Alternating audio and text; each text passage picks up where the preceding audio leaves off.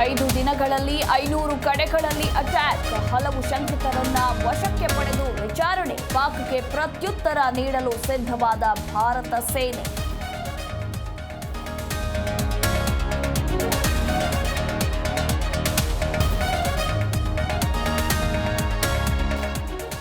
Visa ಗಡುವು ಅಂತ್ಯ, 537 ಪಾಕಿಗಳು ತವರಿಗೆ. ಪಾಕ್ನಲ್ಲಿದ್ದ 850 ಮಂದಿ ಭಾರತೀಯರು ತಾಯ್ನಾಡಿಗೆ. ದೇಶ ಬಿಡದ ಪಾಕಿಗಳಿಗೆ 3 ವರ್ಷ ಶಿಕ್ಷೆ.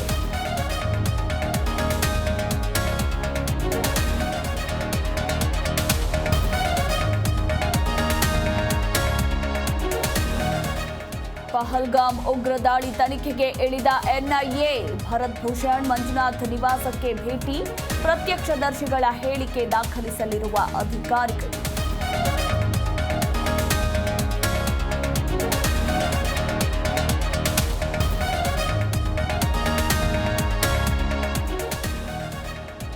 ಬೆಂಗಳೂರು ನಗರದಲ್ಲಿ ಹಾಡ ಹಗಲೇ ರೌಡಿಸಂ, ಆಟೋ ಚಾಲಕನ ಕತ್ತಿಗೆ ಡ್ರ್ಯಾಗರ್ ಹಿಡಿದು ಧಮಕಿ, ದುಡ್ಡು ಕೊಡದಿದ್ರೆ ಚುಚ್ಚೋದಾಗಿ ಬೆದರಿಕೆ.